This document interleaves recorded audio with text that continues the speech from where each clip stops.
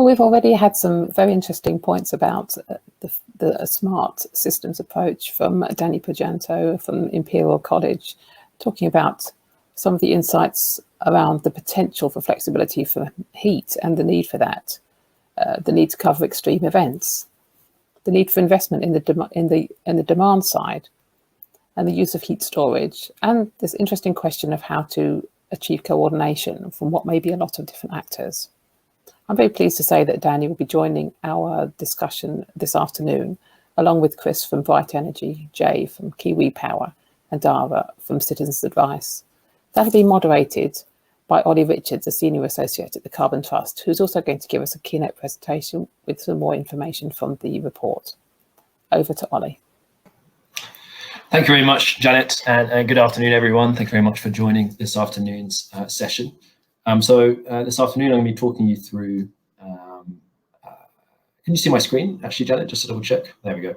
I'll be talking you through some key findings from the report around the topic of unlocking the value of flexibility. So what are the challenges and the opportunities that we see over the next 3 decades to unlocking the benefits that we've seen from the modelling results? So yes, we've heard today and yesterday as to the benefits that flexibility can provide to a net zero system in 2050. I'm going to talk through some of the analysis that we did on the back of the results of the modelling. I'm then going to summarise the key findings that are relevant to the discussion now, some of which Daniel's already touched upon. I'll then outline the analysis that we undertook in chapter 4 of the report, which is a gap analysis to get to 2050, using 2030 as an interim target date. I'll go through some examples of the analysis that we did, with a particular focus on demand-side flexibility, which can be enabled through smart technologies. Finally, I'll summarise the learnings and recommendations that have come out of this analysis, which should set ourselves up very nicely for the panel discussion that follows this presentation. So as a quick reminder, the Flexibility in Great Britain project set out to explore the value of flexibility in a net zero 2050 energy system. We worked with Imperial College using their integrated whole energy system modelling capabilities to explore the value of flexibility across 3 heating pathways: electric heating, hydrogen heating, and hybrid heat pump heating. To do so, we compared the cost of a low flex system against a high flex system. In the low flex scenarios, we restricted the deployment of certain sources of flexibility, such as energy storage, thermal energy storage, domestic and non-domestic DSR, and the flex afforded to the system through electric vehicles. In the high flex scenarios, we enable the model to build out flex capacity as it pleased to build the most cost optimal system. So what did we learn? Well, the key finding is that we need flexibility. We need a lot of it, and it can save us billions in an energy system that is dominated by variable renewable energy generation. We also found that demand-side flexibility represents a sizable chunk of these savings. For the electric heating pathway in particular, up to around £5 billion per year savings can be made compared to a system without demand-side flexibility.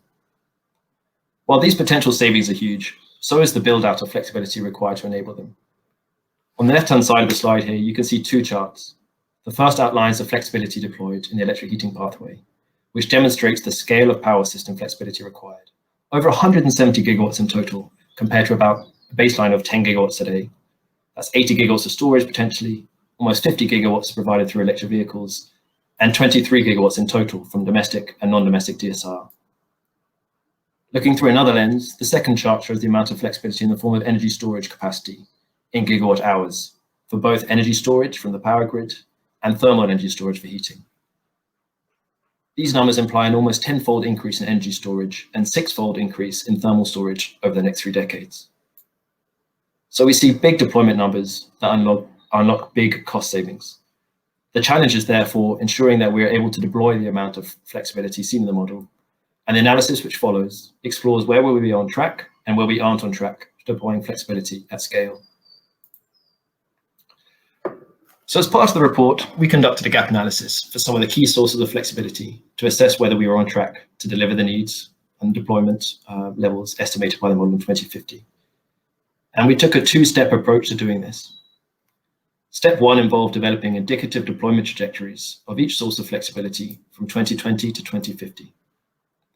The growth trajectories were based on technology diffusion curves from which the required deployment of the flexibility technology in 2030 can be estimated. Once we have our estimate for the potential deployment of a source of flexibility in 2030, we then conducted an assessment of the key factors that would enable the achievement of this interim 2030 deployment goal. And for this, we developed the deployment readiness framework, specifically for the study to support the identification of the key barriers to the deployment of flexibility. The framework assesses indicators across 3 themes: market enablers, the business model, and Great Britain's capacity to deliver. Each theme has 4 indicators underpinning it. In terms of the market enablers, the key indicators were the presence of enabling infrastructure, the regulatory environment, stakeholder acceptance, and the level of political support. For flexibility to be deployed at scale, workable business models also need to be in place to incentivize their deployment.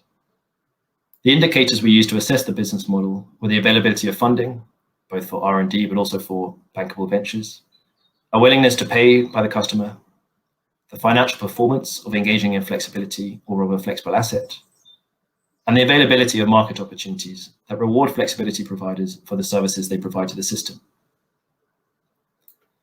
And lastly, the capability to deliver theme touches upon the capacity for Great Britain to deliver the flex required.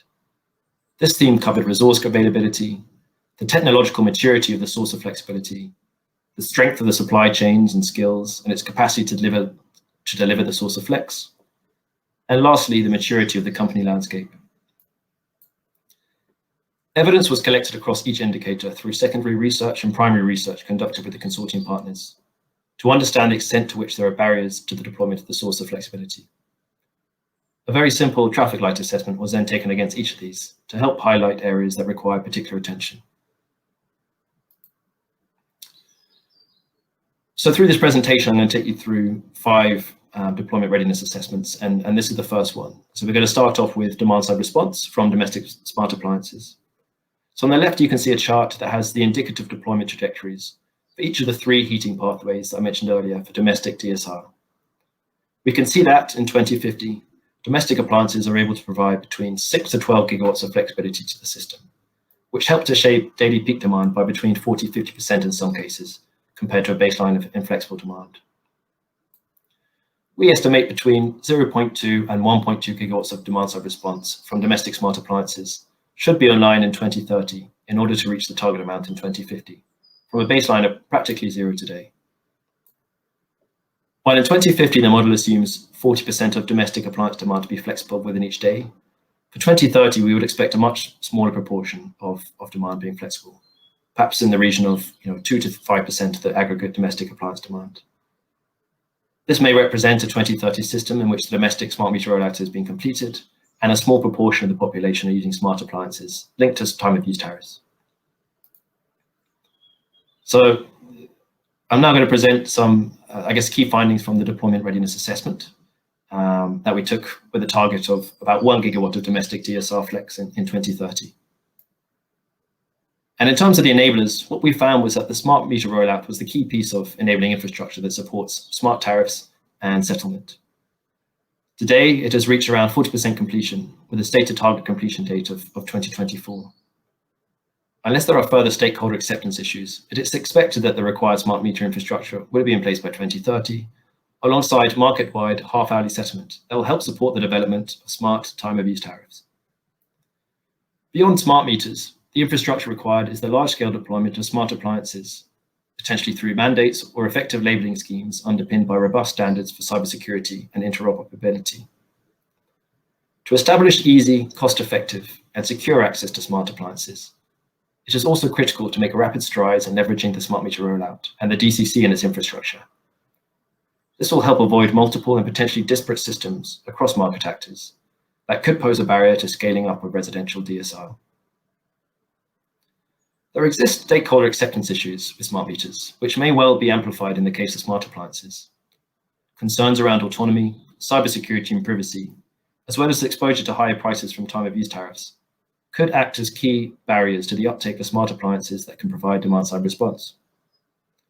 Ensuring consumers are protected is a key issue too, and the regulatory environment needs to be such that consumers do not lose out from providing DSR. Consumers' willingness to pay, irrespective of any stakeholder acceptance issues, may also be problematic. The monetary value that can be derived from shifting the time of appliance use will relate to the pricing signals of the tariff itself.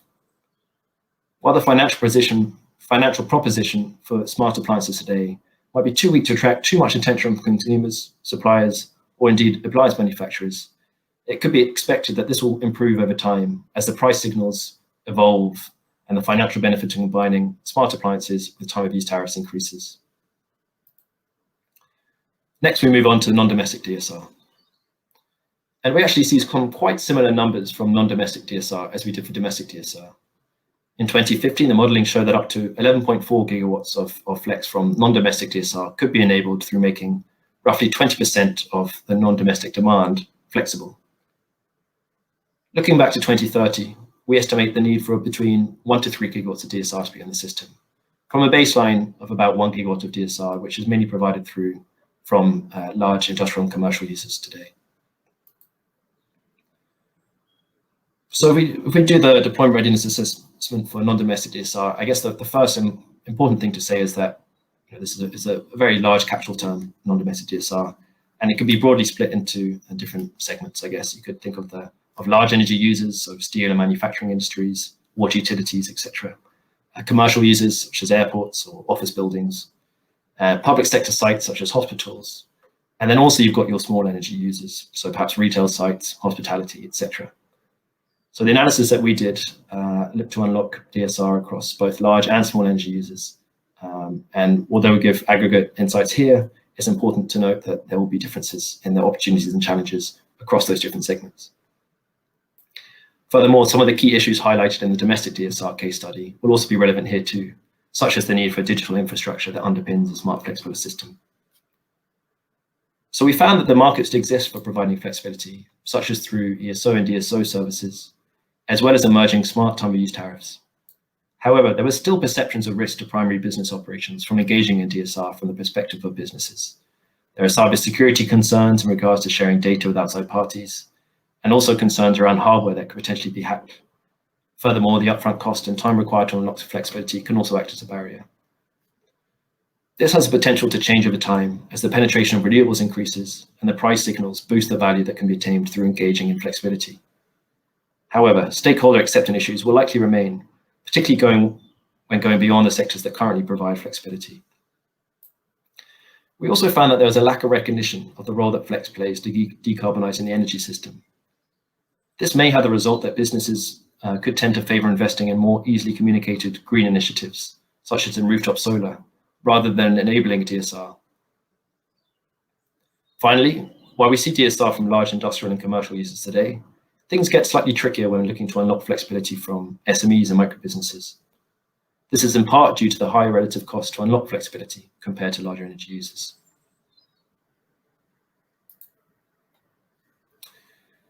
Electric vehicles. So electric vehicles have been hailed time and again for the potential role they can play in balancing the system. As from the power system engineer's perspective, they are simply batteries on wheels. Flexibility from EVs is expected to come in two key forms: smart charging and vehicle to grid. And across the different heating pathways, the model saw between 35 and 48 gigawatts worth of flexibility from electric vehicles.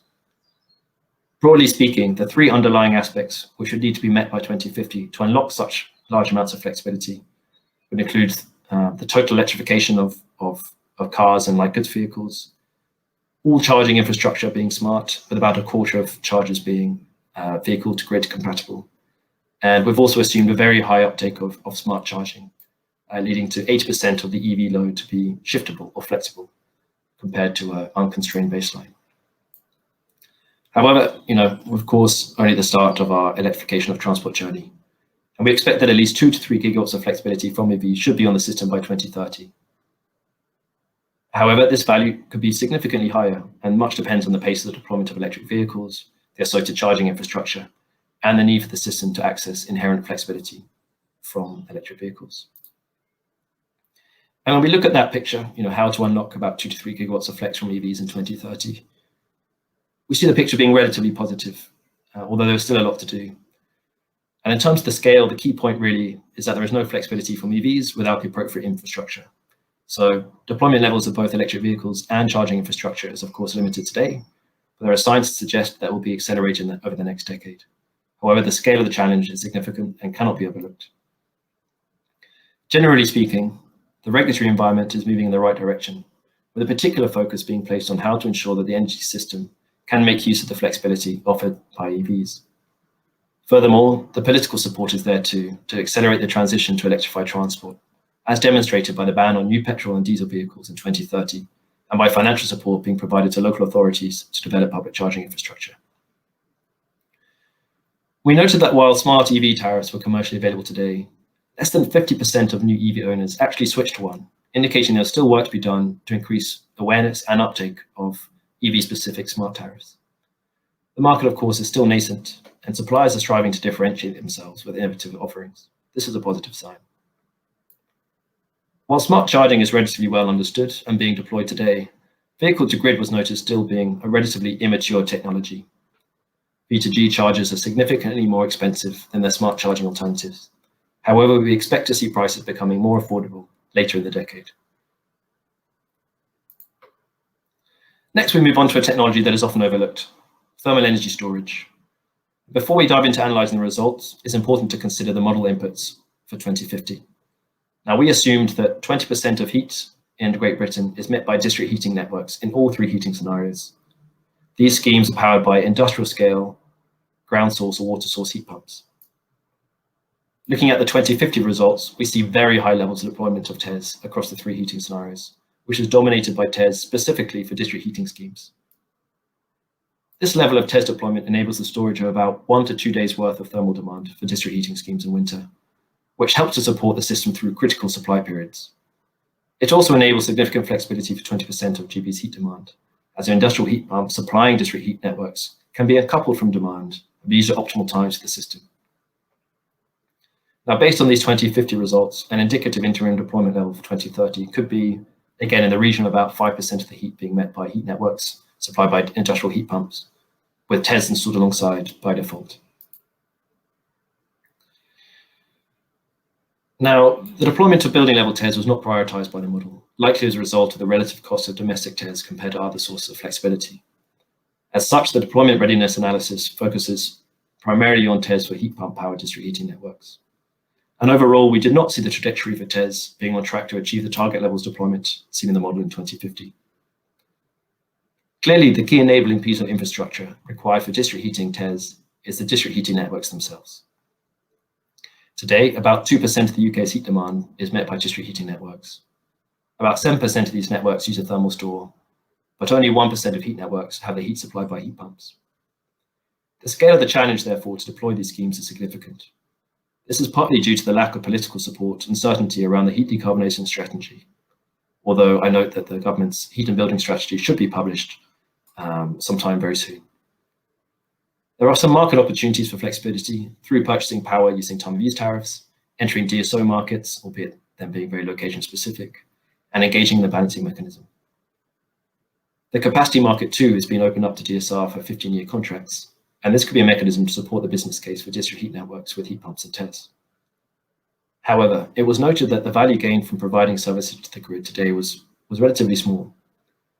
These weak price signals to engage with flexibility are problematic given the long lifetimes of the district heating networks, up to 60 years in some cases, and their associated thermal energy storage.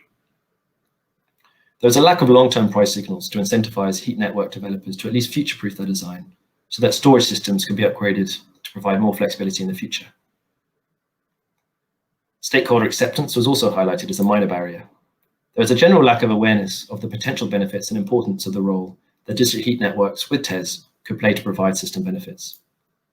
Furthermore, stakeholders involved in developing district heat networks might be put off by some of the complexities of demand-side response and the perceived risk to their operations. This lack of awareness and certainty around the potential future benefits, as well as the financial performance, inhibits the willingness to pay for TES. There are funding mechanisms to support the deployment of district heating networks. However, no funding is ring-fenced specifically for TES. The government has recently launched a consultation for a Green Heat Network Fund, which could be an opportunity for increased support for district heat networks with TES and heat pumps. Finally, there is also a need to accelerate the commercialization of highly energy-dense TES technologies to mitigate the space premium barrier to deployment and enable cost-effective bulk storage. Now, the last technology that we're going to cover in this session is energy storage. Now, there's a wide range of energy storage being deployed across the three heating scenarios. In scenarios without electric heating, the model adds only very limited extra storage compared to today's level. However, for the electric heating scenario, the model states the optimal amount of storage is 83 gigawatts and 347 gigawatt hours. This is about a 20-fold increase in terms of gigawatt capacity compared to today, and a 10-fold increase in terms of gigawatt hour capacity. It is important to note that these scenarios represent different extremes of system development in 2050. So the associated flexibility deployment figures should be viewed as an indication of scale rather than precise estimates. Looking forward to 2030, the deployment trajectory suggests an indicative deployment of about 18 gigawatts or 108 gigawatt hours in the electric heating scenario. This would necessitate, on average, the deployment of about 1 gigawatt and 7 gigawatt hours of storage every year over the next decade. Now, despite these heady numbers, the general view is quite positive in terms of the deployment readiness compared to other sources of flexibility. Broadly speaking, there are no significant barriers to deployment of storage over the next decade. Potential key barriers that may emerge will be related to scale and the pace of deployment. Most energy storage today is in the form of lithium-ion batteries, which have supply chain risks and potential resource availability constraints for component materials. In terms of the financial performance, we've seen that the performance has generally been quite good, and the cost of batteries continues to drop. Despite this, building investable business cases for storage assets can still be challenging due to revenue uncertainty. The dynamic regulatory environment, such as from the target charging review, cause uncertainty around the business case for some, especially behind the meter storage projects, and has deterred risk-averse investors. However, the outlook is generally positive in regards to leveling the playing field and closing regulatory loopholes. The political will is there too. The Energy White Paper stated the government will make legislative changes that will remove barriers to the deployment of large-scale grid-scale storage. In general, the market is relatively well set up for storage, with new services introduced by National Grid ESO, improvements to ancillary services, markets with day-ahead auctions, easier access to the balancing mechanism, and emerging opportunities in local DSO markets, as well as the capacity market enabling storage to capture the value it provides to different stakeholders. This is evidenced by the large amounts of storage assets in the pipeline, 16 gigawatts at time of writing, underpinned by a competitive company landscape of storage developers, aggregators, and innovators. The high levels of storage in 2050 estimated by the model is dependent on the very low cost of 4 hour or longer storage of £55 per kilowatt hour, which represents more than a 5-fold decrease in costs compared to the price of batteries today. While the cost of batteries are declining rapidly, there is an expectation that alternative lower cost bulk storage technologies need to be commercialized in the years to come. So for my final slide, I just want to wrap up with some of the key insights and learnings which came across from the analysis that we did, and out came some quite broad cross-cutting considerations that are very important to unlock the delivery of a smart, flexible energy system. So number one is the need for the digitalization of the energy system. The value of flexibility is unlocked through real-time coordination between assets to deliver whole system benefit. A critical consideration to enable this feature is the need for digitalization across the energy system to allow information sharing, monitoring, and coordination between assets and organizations across vectors and scales. Building in interoperability and cybersecurity into these plans will be important to minimize the risk at stake for the system, retain consumer confidence, and to allow novel business models to flourish. Second is the need for an evolving regulatory environment. Business models of flexibility have to straddle the constantly evolving regulatory environment that affects household access flexibility and what the value of flexibility is, along with the consumer need for revenue certainty, as well, of course, for consumer protection. Fundamentally, market signals need to reflect whole system benefits across generation, networks, carbon savings, and system security to incentivize the effective deployment and operation of different flexibility technologies, including those on the demand side. It is also important to ensure effective market signals incentivize consideration of flexibility into long lifetime infrastructure, even though the system value in the short term might not be present or material. So point number 3 is that we want to highlight the importance of consumer engagement. Taking a rational approach to consumer engagement that is focused solely on commercial value is unlikely to put the sector on a pathway to achieving the gigawatt scales required to deliver material system benefits. Understanding consumer needs, crafting appropriate narratives for different segments, and building them into the user experience requires greater focus in technology development and demonstration programs going forward. This is especially critical for the success of demand-side response, electric vehicles, and thermal energy storage flexibility, in which the flexibility integration is tied to the broader challenge of the consumer acceptance of new solutions for mobility and for heating. Fourth is the point that flexibility should be integrated into enabling infrastructure, including low carbon heat and transport solutions right from the start. A key consideration across the different flexibility technologies assessed is the importance of enabling infrastructure for its cost-effective and large-scale deployment by 2050. For technologies such as demand-side response, this is about ensuring the smart meter rollout does not face additional delays and having a clear route to securing cost-effective data access across millions of potential flexibility assets. For technologies that are tied to broader strategies around heat and transport decarbonisation, it is important to build flexibility into technologies and services offerings right from the start, rather than retrofit them in the future. And finally, we want to highlight the importance of continuing efforts for new technology development and innovation focused on cross-sector integration. This study has found significant flexibility deployment needs by 2030 and 2050. Innovation is important to bring technologies at the appropriate cost point and technical capability ahead of 2030. Given the linkages between these technologies and the wider system, it is important to design and integrate them from a whole system perspective rather than just in isolation. For technologies such as demand-side response, battery net thermal storage, and EV flexibility, development efforts should focus on cost-effective system integration and engaging consumer experience going forward.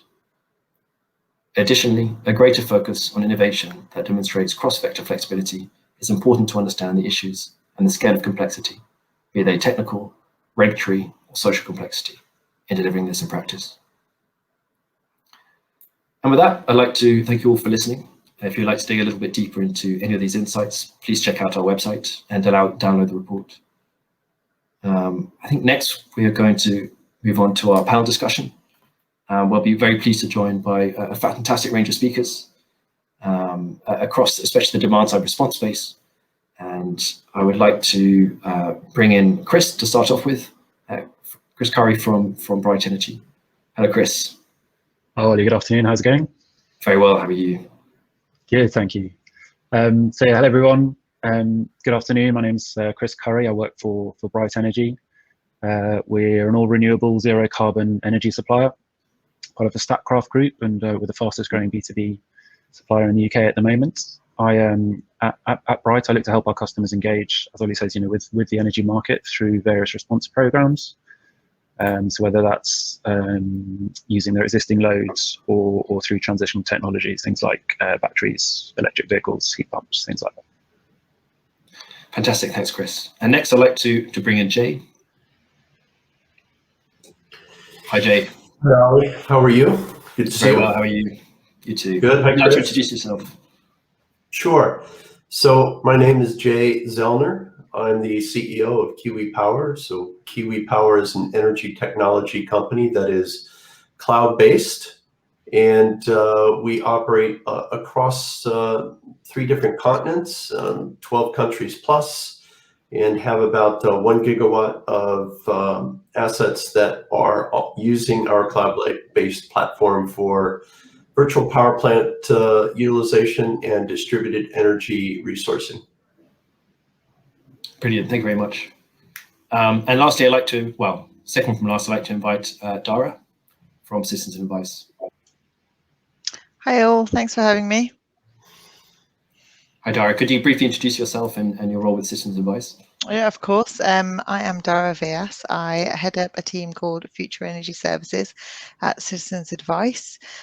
Some of you may not know that Citizens Advice, as well as being a large national charity with a number of different outlets across the country delivering advice, also obviously does advice by phone and on the website, but we're also the statutory watchdog for energy consumers. And our vision of the future energy market is one that's inclusive by design and recognises the essential nature of energy supply. We think the future energy market needs to facilitate and encourage innovation, be accessible by all, and treat everybody fairly regardless of their circumstances. Brilliant, thank you very much, Dara. And lastly, I'd like to bring Danny back into the conversation, who gave this keynote earlier. Good afternoon, everybody. Good afternoon, everyone. Fine, thank you. You? Very well, thank you. Danny, can you give just a very brief introduction to those who haven't heard you earlier? Yes, sure. On who you are and your role in this project. Yes, my name is Janto. I am an advanced research fellow at Imperial College London. My research interest is in the optimization, energy system optimization, and also the integration of renewable energy and emerging technologies like the smart grid, smart technologies. So my role in the project is that we carried out comprehensive analysis with the iOS, the integrated whole energy system model, to provide some insight and for this project. Thank you. Brilliant, thank you very much. And thank you all for joining. We've got fantastic questions to get through. And I think the first point to make is that the analysis that I presented, it's really quite a high level. We talk about domestic demand-side response, non-domestic demand-side response. And given, I guess, the people I have in the room today, it'd be fantastic if we could get a little bit of insight as to what part of the market that you're looking at in particular, and what that does actually look like. What are the smart technologies involved? So perhaps, Jay, can we start with you? Sure. So our primary interests, Kiwi Power has been operating in the United Kingdom for about 10 years now. Started out primarily as a demand-side aggregator. And as we've seen the market change and evolve over the past 10 years, one of the things that became very clear to us was that, first of all, technology was going to play an ever more important part in it. But what's really critical to getting this small and medium enterprises to sign up and participate into the energy flexibility market. It's quite overlooked, and it's quite underserved. And so, but there's challenges that go along with that. As your analysis presented, it's really important to get customer engagement. And so what are the couple things that need to happen for that? One is they've got to have confidence. It has to be simple, and their ability to participate, like you brought up, it's important that they understand what the risks are and that they actually have control over their own assets. Absolutely, you touched on a number of topics there, and as you said, the SME market is particularly underserved at the moment. Chris, what part of the market are you focusing on? Not dissimilar, actually, albeit from a slightly different angle. We're a B2B supplier, so our focus is non-domestic also. I suppose our customer base can range from the large industrials all the way down to the smaller business end. So obviously within that, there's a temptation to go after the low-hanging fruit from a sort of value perspective. That's the great big industrial loads. And we are active in that space, and there's an important role to play. But similar to Jay, really, I'm really eager that we support customers across our portfolio, not just the big ones. There's a lot of untapped flexibility there in aggregate across all of those businesses. And what's really important about that is that actually a lot of that is low voltage connected or located in sort of urban or commercial centres where the networks are likely to need a lot of support that the big batteries aren't going to be able to help them with. So within that, how do we help those SMEs? I think there's a lot of that to be done around the buildings themselves and the built environment. So from a business perspective, it's the place of work as opposed to necessarily the work itself. And there's a lot to be done there. I feel, and that's where we're spending a lot of our efforts right now. And have you found working across both, I guess, the large enterprises, the low-hanging fruit, and also working in the SME space? What have been the key differences that you've seen? Well, I mean, because of the low-hanging fruit sector, the large industrials have been pretty well served, and I suppose that arguments are made about the place of work as opposed to the work itself. The larger industrials, probably what you're looking to optimize is much more about their process. So there's probably a bit of resilience there. The model slightly reversed down in the SME space. Again, it's more about the buildings that they occupy, which creates an interesting opportunity. Obviously, though, you're dealing with sort of smaller assets, so your cost of deployment per kilowatt of flexibility can obviously be a bit of a challenge, but there's technology on the way that's going to overcome that, I think.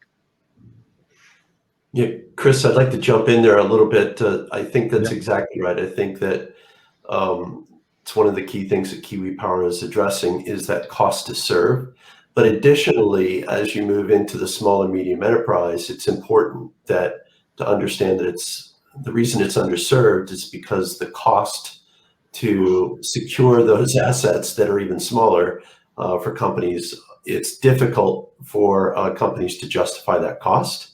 And so that's another thing that Kiwi Power is addressing, how to reduce that cost to get new assets onto the platform. So you mentioned, I guess, the differences almost in what the smart technology looks like. I guess I just wanted to have that in mind. So in terms of for large usages, that's the process is changing. Maybe there's sort of large scale batteries or smaller scale batteries, which are also being optimized. Whereas for smaller users, it sounds more like operations within buildings, could be air conditioning or those sort of assets that are being optimized. Yeah, I guess what other sort of smart technologies, almost the physical, the digital, what's needed to unlock this type of flexibility? Can I jump in there as well? I think clearly there's a lot of interesting opportunities around, as you say, sort of energy storage, but in terms of unlocking building loads, a lot of that's going to be around the data platforms that talk to the assets as opposed to necessarily the assets themselves. So we need data platforms to be able to sort of understand and be able to model how those environments and how those assets respond to different conditions. So essentially we need to make sort of dumb buildings, we need to make them into smart buildings. And it's data platforms and sort of artificial intelligence that are going to be able to help us there, as well as integrate those buildings with things like transition technologies such as EVs. I guess moving on. Yeah, sorry, go on, Jay. Oh, I was just going to say, I think one of the things that's been lacking up until this point, where Imperial College London and the Carbon Trust have put this effort together, is where exactly are the opportunities and what are the risks and what's the standard deviation between the different solutions that are there. I just really have to applaud the breadth and comprehensiveness of the study. So great job there. But the one thing that I think is important is what Chris brought up was basically, okay, so which technology is going to win, and are they going to reach those where in the middle are they going to fall between those different scenarios that you presented? And I think flexibility will play an increasingly important part in helping to balance wherever we end up. So the technologies are critically important. Absolutely, and I think that was one of the interesting insights I got from Danny's presentation, was the fact that DSR, at its core, helps to negate the need to build gigawatts and gigawatts worth of grid-scale storage. So there's all that untapped potential which we can really leverage to build a cost-effective system. And you mentioned, I guess, some of those barriers to accessing SME sort of flexibility, particularly, Jay, around sort of engagement, around sort of confidence. Things need to be simple, and then the risk needs to be sort of lowered. What does that mean? What are the risks, and how can they be mitigated against? Well, I think the risks, it can be something as simple as so many companies, I think, like Kiwi Power, rely upon direct sales in order to go out and secure, qualify the asset, make the connections, determine how much revenue they can actually get, convince the company that they can actually have their asset participate in a flexibility program. I think the thing that really needs to occur is to abstract away all of those complexities for the customer via the software and via the technology, and enable them to make their own choice about whether their asset is available or not, simply through the technology, mobile technology, etc. And then have the software do all the rest, do the heavy lifting for them. And that's really what Kiwi Core, our virtual power plant technology, accomplishes. And in terms of, I guess, one of the areas we haven't spoken about yet is on the domestic side. Perhaps before we move into, I guess, the risk and the sort of taking away control, because I think there's a fantastic, question we can go through there, and all those sort of concerns around sort of privacy, data security, autonomy, etc. Neither of you are focusing on the domestic market, it seems. Is there a reason for that in particular? Well, we don't have a license to serve the domestic market. From a practical perspective, from Bright, so that's not to say it's not an area of interest for me personally.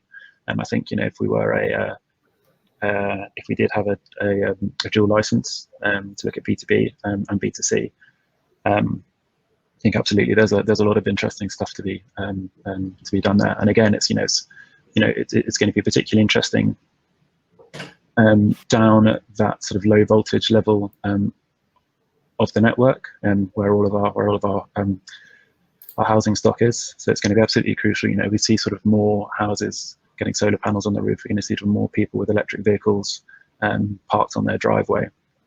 We can see volatility and cost of energy as our supply gets more and more renewable and more volatile. So they're going to need a lot of help, both to support the networks and to be able to sort of protect those consumers there from those volatile prices. So it's a fascinating area, lots of stuff to be done. It's just, I suppose, we're not able to target it through our business model right now. And Dara, what's your vision of the I guess the future for the domestic consumer in the next 5 years? How do you see things changing? So I think when we talk about net zero, we do kind of think about the impact on consumers in the round. So we are thinking about, how homes have to change when it comes to low carbon heat, how homes have to change when it comes to improving energy efficiency, and how homes are going to change because of smart energy and demand side response. So there's lots of big things coming in the pipeline for domestic consumers, but we also have a role representing micro business consumers, and that's because micro business consumers often behave like a domestic consumer when it comes to decisions about energy. So we've got an official role there as well. And we've been doing quite a lot of thinking about, how consumers could be engaged to provide more flexibility, I guess. And one of the things we're quite clear about is that there's a gap when it comes to information protection and support to help people both understand and see the benefits of new products and services. And I think that there's quite a lot that industry could be doing right now, testing and trialing different ways to communicate and give people information about smart appliances and products. We did some research a couple of years ago with the behavioural insights team, and there was some quite interesting findings that I think probably a lot of companies would think are quite basic, but they're not necessarily being done. So, how you repeat and emphasize important messages that are going to help people make informed choices, and in the kind of medium and long term, how you monitor the market to help ensure its success, how government, consumer bodies and industry can work together to better understand people's experiences and try and address any systemic problems, to give people more confidence to get involved, really.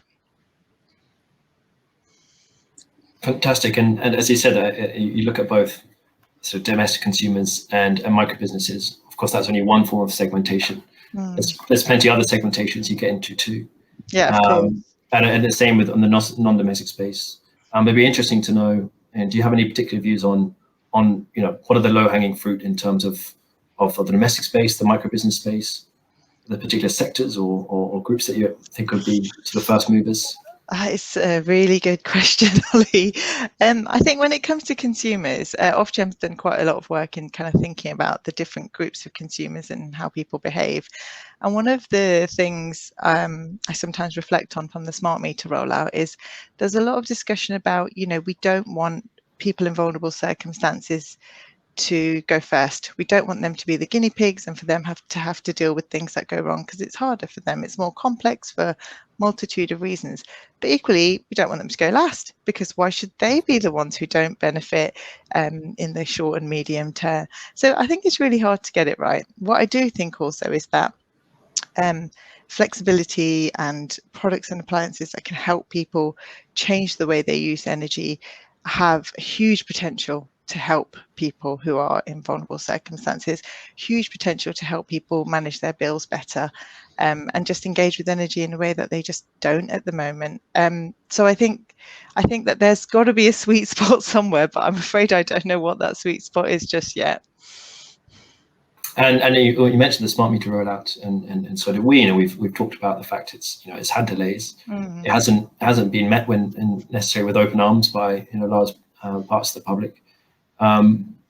Is there a danger? Well, maybe that's the wrong way of putting it. What can we learn from the rollout, which we can maybe consider when trying to think of the same thing and trying to engage consumers and unlock flexibility there?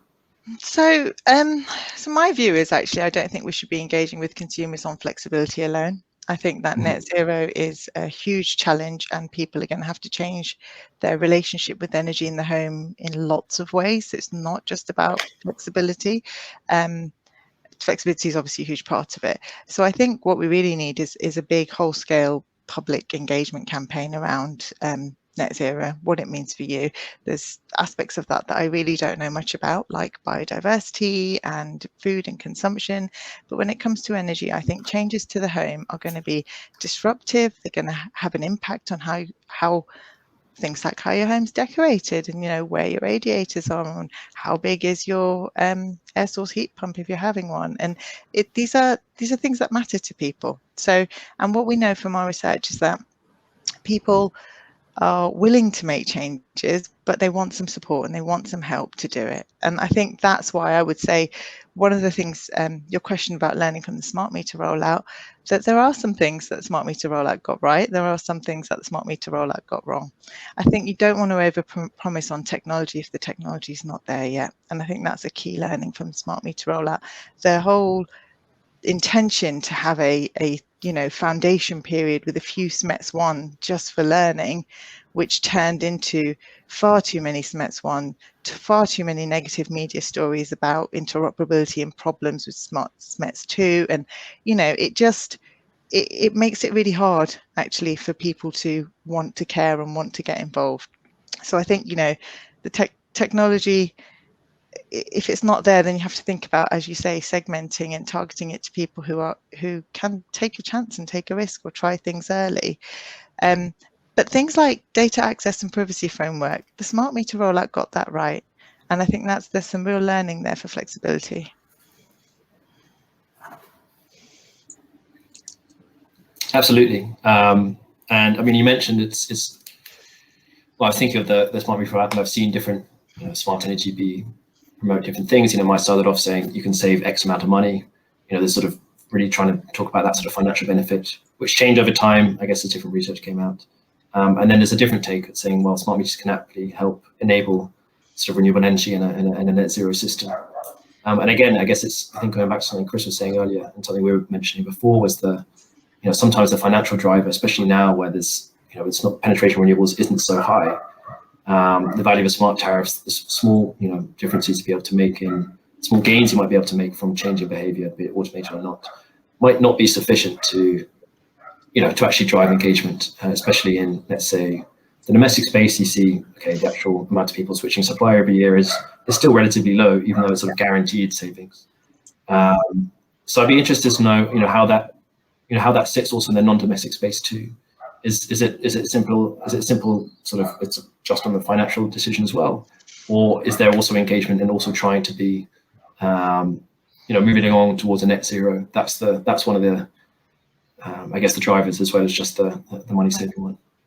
I guess there's another aspect of that as well, that what we know is that micro business consumers and their relationships with third-party intermediaries matter a lot.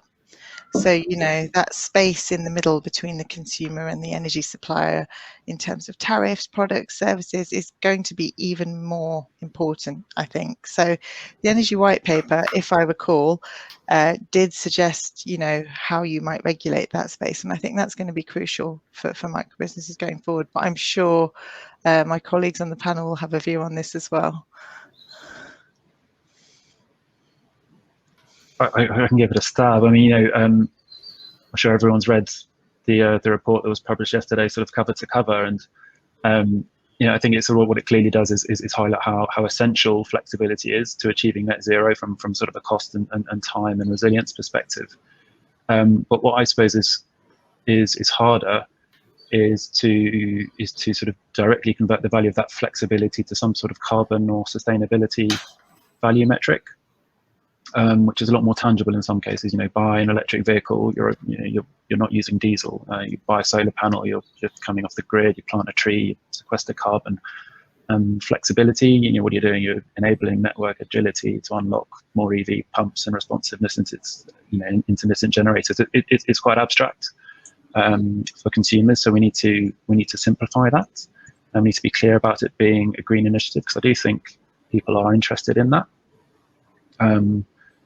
So, you know, in my mind, if there was some sort of carbon or sustainability value from a business perspective, that could be, I don't know if that's a sort of CCL reduction or certificate or some sort of SECR accounting value, that would probably go a long way to encouraging flexibility uptake in the domestic sector. How do you do that? Do you attach it to your EPC or stamp duty or something? I don't know. I'm not sort of in policy, but I think if there was that clearer link between flexibility and sort of carbon or sustainability, that would be, I think that could be helpful. I think if I jump in with from Chris' comments, I think totally agree with that. What we find from the results of the case studies just show that the largest benefits from this flexibility is actually to reduce the cost of low carbon technologies, but there is no market mechanism actually to reward this to the customers, who actually need to provide initial investments for having smart appliances, thermal storage, and so on in their building. So the initial capital investments may then prevent them to participate in this in this flexibility market, because they do not know exactly what will they get after that, but they have to put some money first on the table. I think that may prevent people to participate. One thing that we talk about with DSR, and it feels as if this question is bubbling along, it takes away an element of control of an asset away from a consumer, and there's obviously there's a spectrum of how much control is taken away. And it obviously depends a lot whether it's, let's say, a battery on a large industrial site or a dishwasher in the home. I guess, yeah, what are the risks, or what are the concerns that one might have around that you see from taking away control from consumers, or consumers would see about taking away control from them?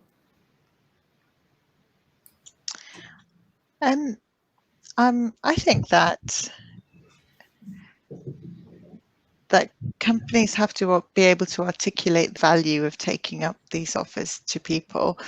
I've noticed one of the audience questions is around how you quantify the huge potential benefits of smart appliances for consumers. You know, if you'd asked me 10, 15 years ago, what might I be doing on my phone in 10, 15 years? I don't know.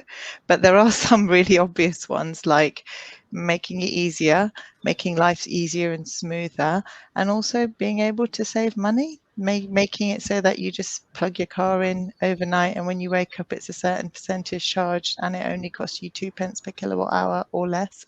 You know, it's way cheaper than petrol and it's ready to go in the morning. That's convenience, isn't it? So I think there's quite a lot of potential benefits. I think that what we need to do is better understand, what the risks are in order to try and mitigate, I think, some of them. So there's a lot of problems with consumer protections right now in this space. I don't think energy market regulations protections don't cover all the market participants in this space, or all the DSR offers are sometimes outside licensed activity.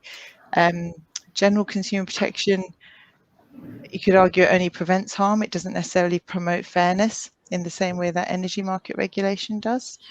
And I think some consumers, like micro businesses, if I'm right, actually bear more of the burden of risk under general consumer protection regulations.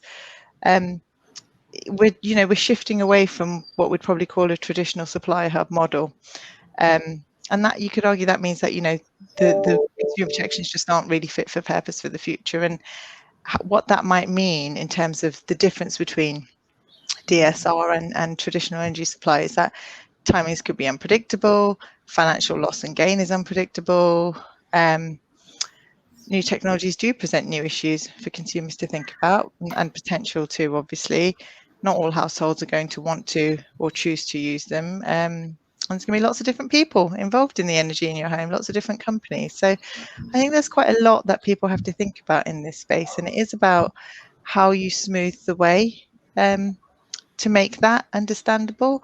At the end of the day, most people don't spend that much time thinking about the energy in their homes. I know this is the wrong audience to say that to, but most people don't. And it's not because people have chaotic lives, because they do. But that sounds really negative, doesn't it? The reality is it's just not the thing you spend all your time thinking about. I think one of the things, I'll jump in on that, one of the reasons why they don't spend much time thinking about it is because it's so dependable and so reliable. And so there's no real reason for them to have to think about it. Absolutely. I think one of the keys, so, that's one of the fantastic things that I've seen here in the UK, that the programs and the advanced nature of the flexibility program already is quite ahead of many other places in the world. And so I think one of the things that the study really identified, and you brought that up in your introduction, Ali, is price signals don't really encourage long-term investment. And so the difficulty is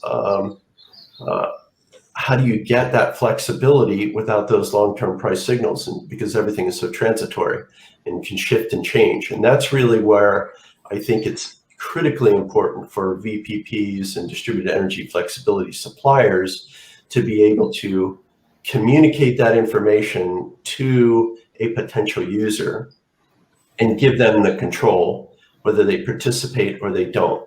And right now, of course, there's all these issues that are associated with the program, as you were mentioning a bit, Dara, about its, I forget the language you used, promote do no harm instead of promoting fairness. Right now, it's definitely around promoting doing no harm. I agree with that.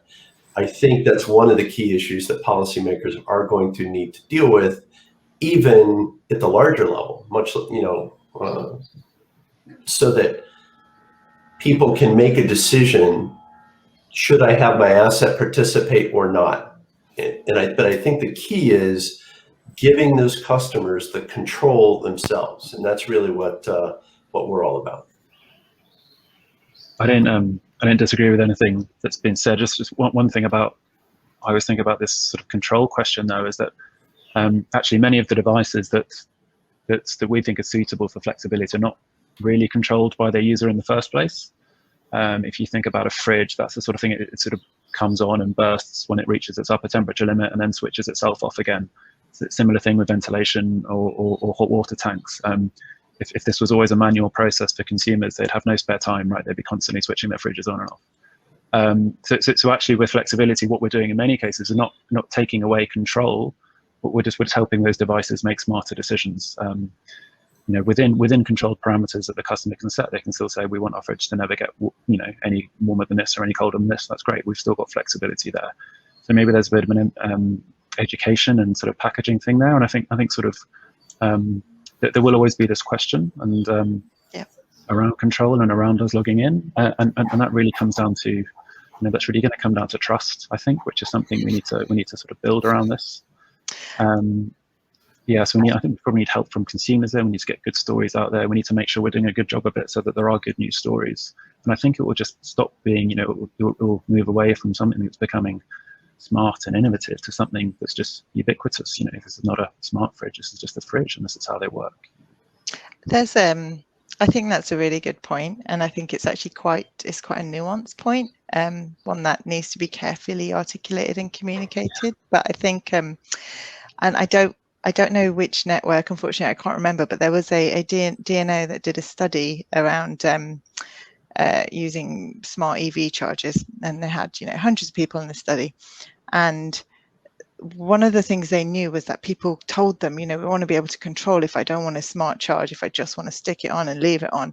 And so they had like a, big override button. You just press this if you don't want to charge smartly.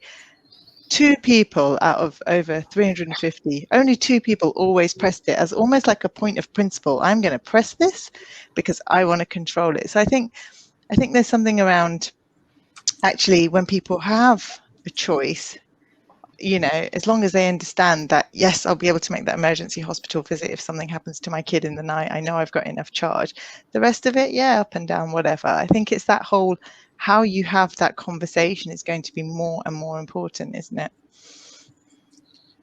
I think my comment also that currently that the traditional approach is to procure services or flexibility services with quite a firm commitments, which means that hasn't been committed, then the system operator will expect that this will be delivered most of the time. But of course, a different, for example, flexibility from the demand side may have a different characteristic with this.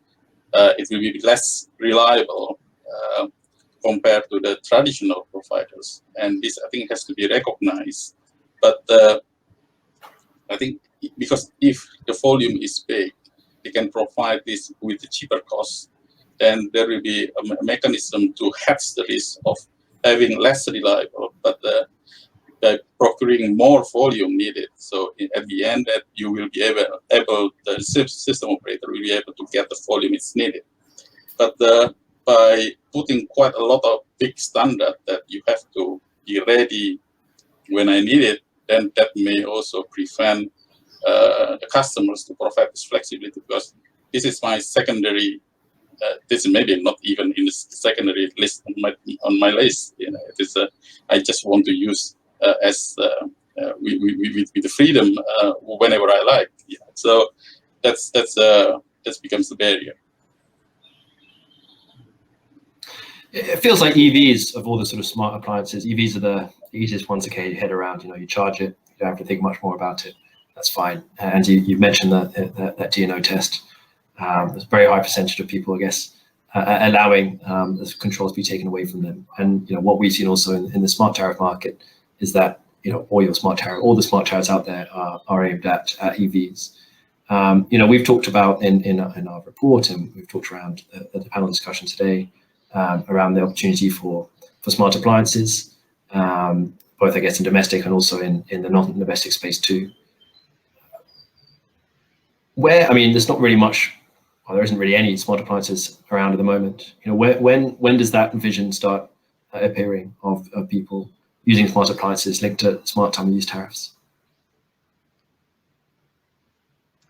I think it's potentially there now, right? The hardware is there, the software is there, the tariffs are there.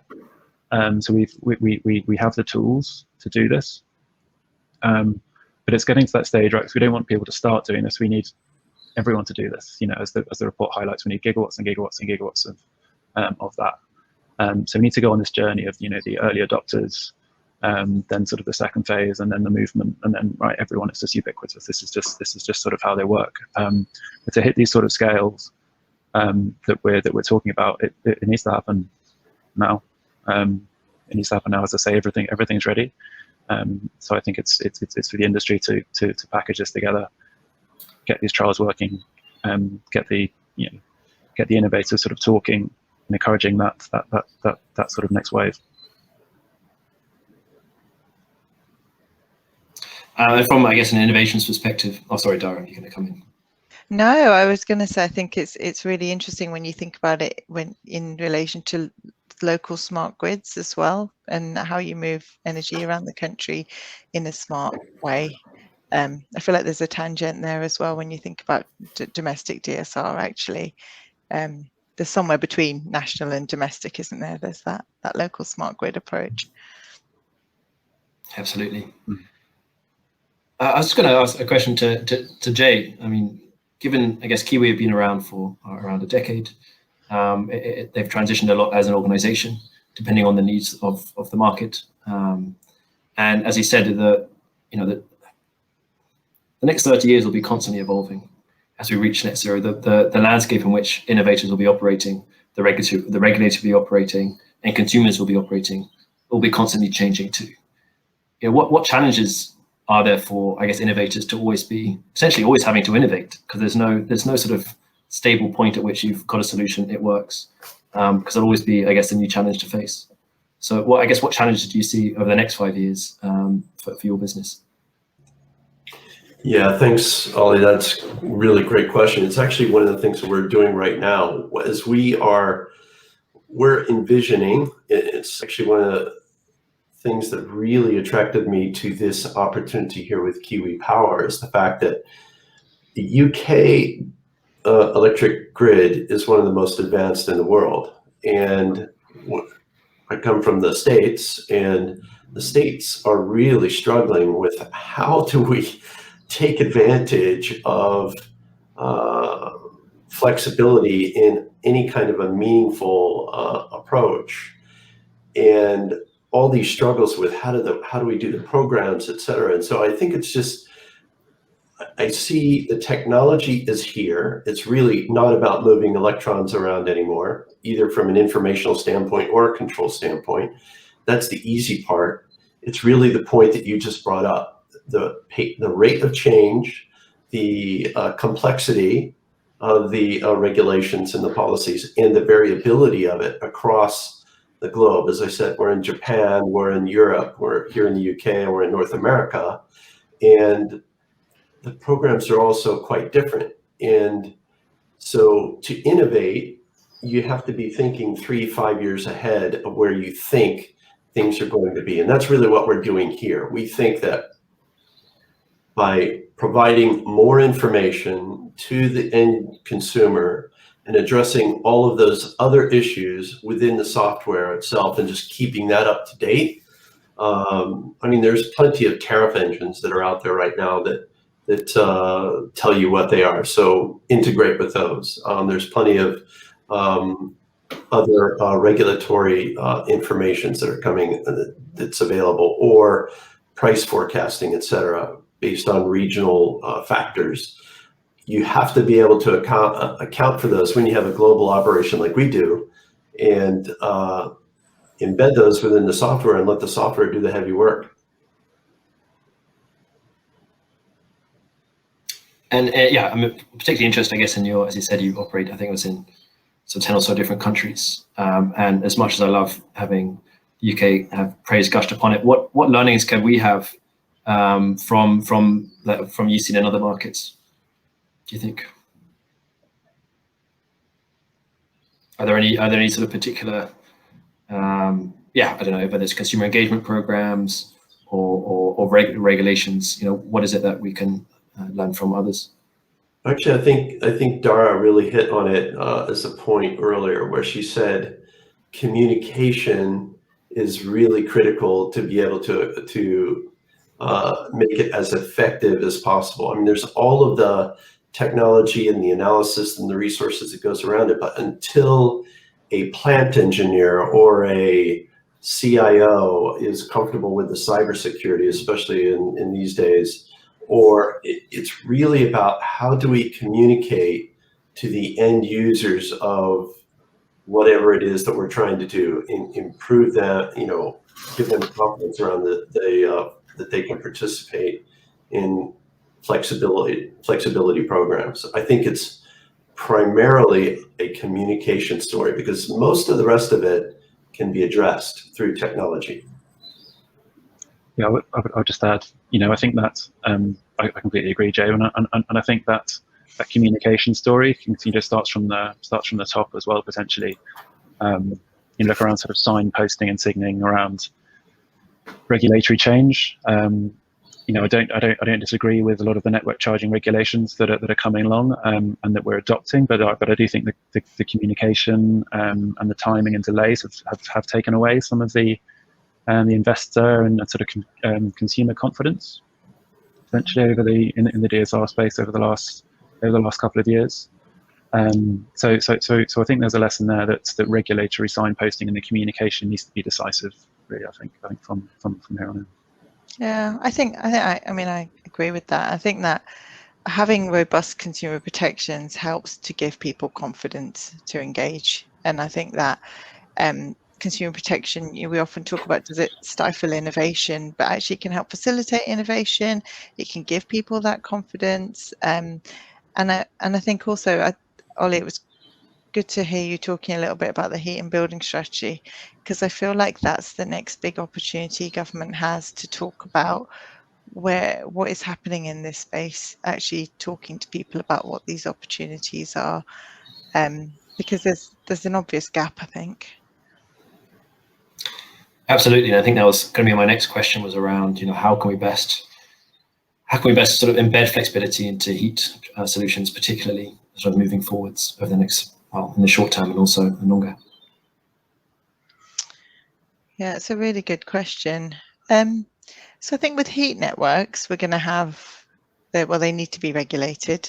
So some really basic things in heat networks that could be done differently, like more price transparency, clarity around billing, decent customer service, supporting people in vulnerable circumstances. There's obviously a lot of people involved in the heat networks market who would argue that they had smart metering before the regulated market had, but there's no standard metering set up, so you don't know how things necessarily talk to each other and how information's saved and shared. So I feel like there's a real job of work to do on that side of things. And more generally as well, I think unless we have a clearer idea of which areas are going to go for which technologies, if we have more local area approaches to energy, and more, for argument's sake, hydrogen pilots, or more electrification pilots, then that's a really good opportunity to learn, isn't it, about what works when it comes to communication and understanding. I'll just jump in here. The other thing that goes along with that concept, Dara, is I was sitting on another panel a couple of weeks or so ago, and as advanced as the UK is, there's still a lot of islands of information and incomplete information and information in different forms that make it very difficult to bridge the gap and get the kind of the controls in the flow of information to where we need to. So as a result, we have, from our standpoint, we need to build basically a solution that helps people understand how do you mitigate issues at a local grid level, as well as on the TSO level, et cetera. So it's quite interesting how the availability information and the format of the information can influence the adoption or the efficacy of a particular approach. Yeah, so it's that's a big challenge, big problem. Yeah, I completely agree. I think also, talking about how you engage with people, there's a few groups of people who really don't feel as though they have much agency when it comes to energy in their homes from the domestic side, particularly people who live in the private rented sector and people who are digitally excluded or perhaps not digitally confident with engaging with the internet. And I think that those are two groups who are going to need some real help and support. There's a lot you can do around, how you engage with landlords and people who live in the private rented sector, and also, you know, what happens to people who are digitally excluded when it comes to these sorts of services becoming more mainstream?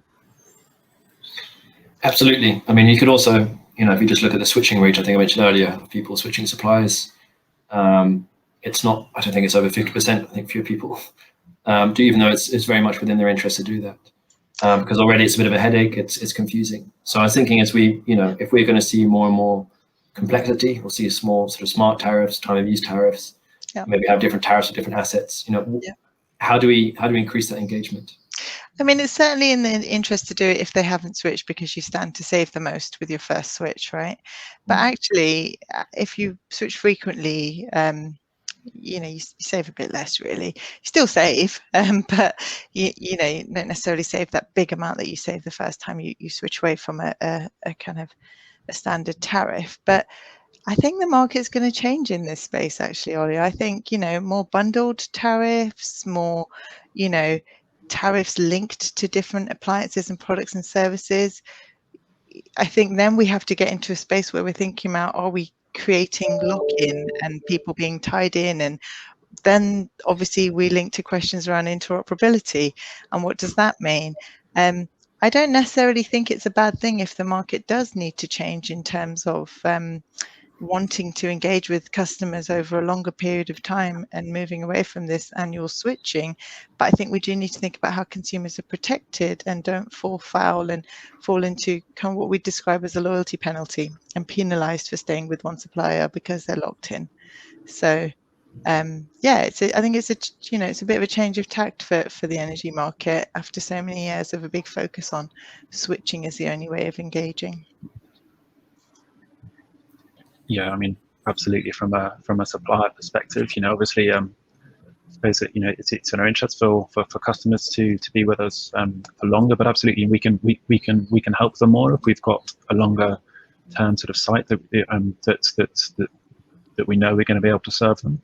There's a lot more sort of technology solutions that we can do over sort of a 4 or 5 year time horizon than we can in a 1 or 2. Not because we're trying to be greedy, but because they just don't stack up over 1 or 2 years for either party. So I mean, certainly during this sort of transition phase where customers are going to be adopting new technologies, it would certainly, you know, be in everyone's interest, I think, you know, if they weren't constantly switching. Of course, as long as the right consumer protections are in place. So I think what we need to avoid is for this to be something like the insurance market or like broadband, you know, where you have your introductory rate for a year, brilliant, 25 quid a month, fine. As soon as you've been with them for over a year, it ticks up to £50 or £60, you know, and that I think is what we need to avoid. We need to make sure people can still move around should they want to, and if they do stay, they don't immediately fall foul and be penalised for staying. I guess that's the ideal solution, I think. I'll start taking some questions from the audience now. So they've been sort of racking up on the side here. So the first one I've got, very interesting one, is do we need support schemes to kickstart flex and de-risk deployment as was needed for renewables? So, you know, for example, with CFDs and feed-in tariffs. You know, I made a comment earlier, potentially if there was some sort of carbon linked approach to flexibility, whether that's through some sort of certificate or some sort of carbon accounting that a business can do. I think that would be helpful rather than a sort of a grant. I think that would be really helpful in the B2B space, certainly, because that's a problem they're facing. It's hard for some businesses to completely decarbonize, whereas flexibility would absolutely be a way they could help the system. Beyond that, though, I think, you know, there's going to be certain technologies like heat pumps, which at the moment are just regrettably not quite there in terms of, you know, a financial business model. And there are grants out there already, so I think they're probably going to have to remain for a little while.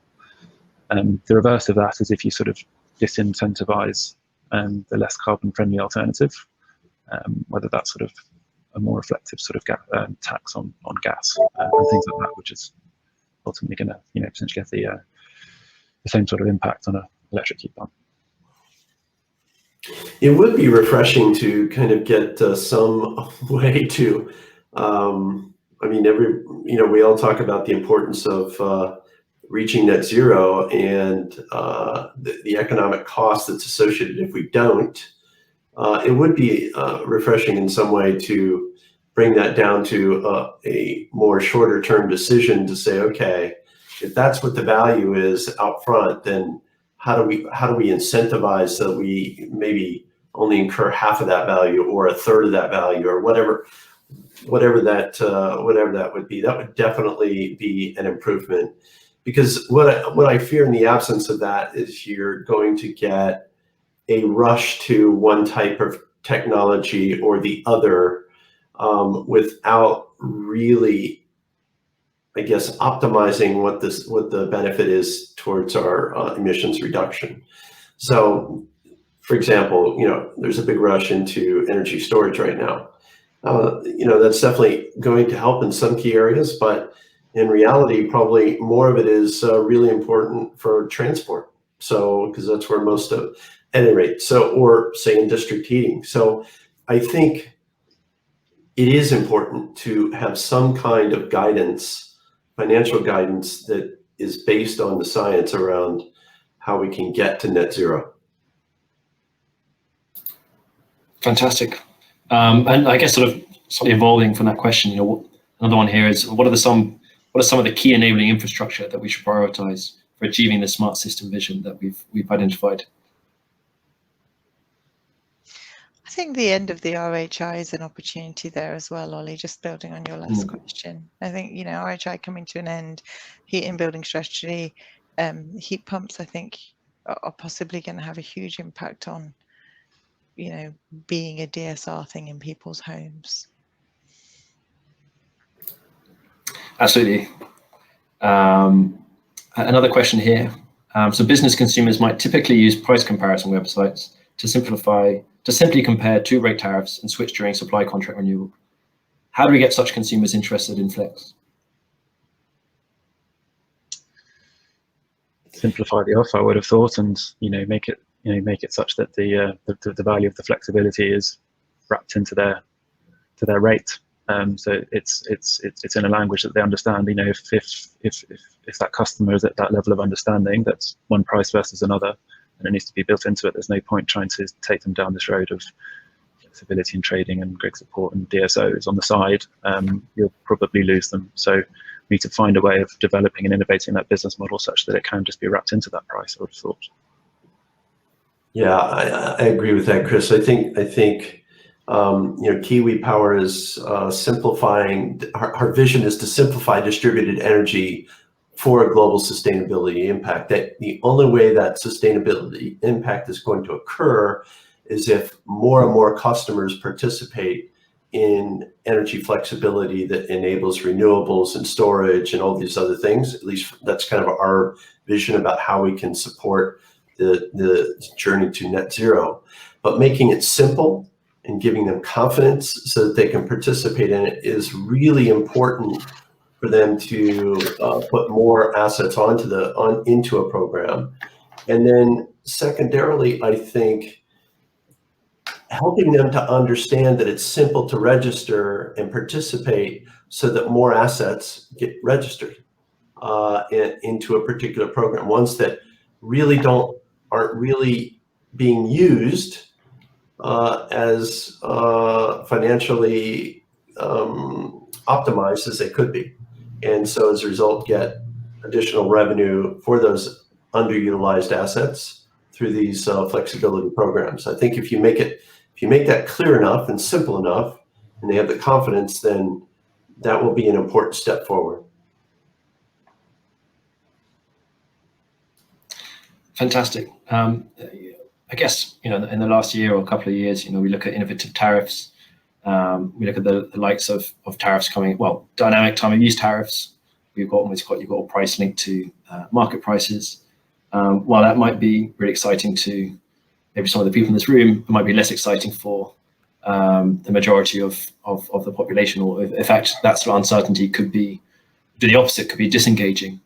And I can see that, be different depending on who you are, whether you're a homeowner or whether you're a business. And as a business, you need to have budget certainty.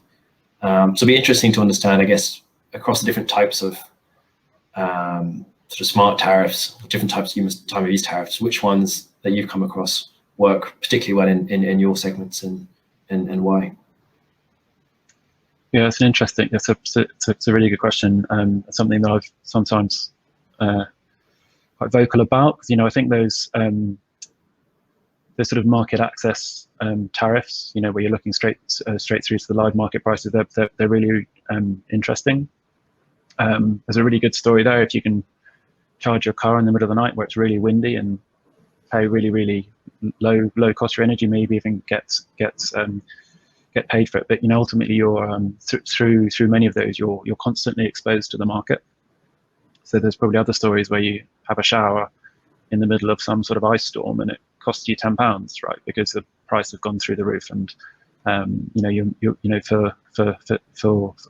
some consumers, maybe that's not suitable. And then where you end up is maybe sometimes you'll win and maybe sometimes you'll lose, and actually what you'll end up at is some sort of blended rate, which is what your supplier is doing for you in the first place, right? So again, I think really interesting and really sort of smart, and sort of relevant product, but probably for quite a specific user group.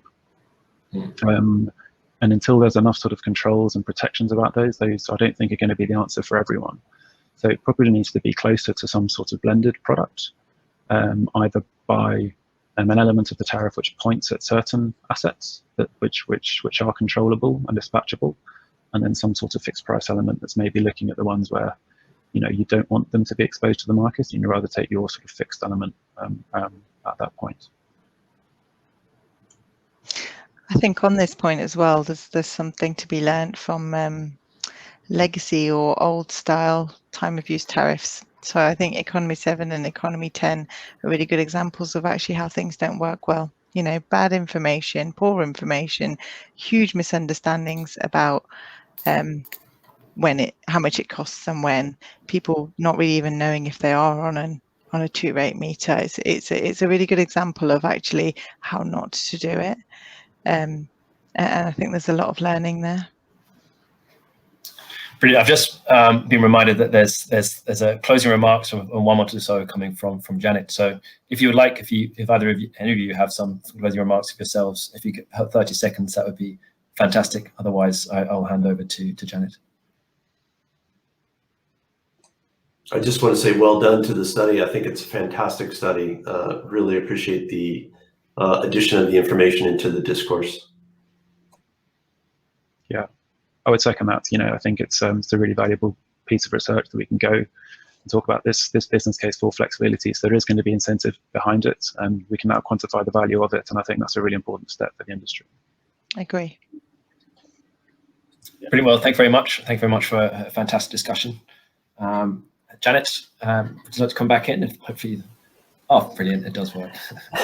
Yes, yeah, I'm still here and really gripped by the discussion. Actually, I think the guys are absolutely right. It's a very comprehensive report, and it's got a lot that you can dig into. And I'm very pleased that the discussion this afternoon went all the way from hardware and the kind of different types of approach that you might take, for example, in a city area where there are a lot of users and a lot of new types of technology coming in, and a bit more help needed to support the system, and the kind of issues that we might encounter as we are working between different vectors. If we really do get a lot of heat pumps coming in, how that's going to work. And those are two issues that are going to be discussed tomorrow when we've got sessions on infrastructure development and on the whole system approach. But really, it was great to move on to the kind of customer side questions that the panel were discussing about what real data we have on how customers use this kind of flexibility. And as Dara was saying, it's a really good time for suppliers to really start doing some research on that. And to really sort of section customers into the types of different size of organizations that are involved, the amount of understanding that they've got, and in fact the types of technology that they would have perhaps within different types of business that could give them the opportunity to be flexible. There seems like there's a huge amount of work to be done there, and some lessons to be learned about not promising too much before the equipment's available. I think that's certainly a key lesson learned from the smart meter rollout. So thanks very much, panel, for a great discussion. Now, just before we close up, I'll just let you know that at the bottom of your screen, you'll see 3 blue buttons. They say Bright Energy, Kiwi Power, and Citizens Advice. These will take you to the websites for our panelists this afternoon, and so you can find out more about those organisations if you're interested. We're closing up now from the live stream, but we encourage you to use the break to explore all of the on-demand content. It's all available on the homepage if you just click on the resources tab. You'll find the Flexibility in Great Britain project, the report, and lots of other net zero energy transition resources. Enjoy your evening, and I look forward to seeing you tomorrow for our sessions on infrastructure development and the whole system approach.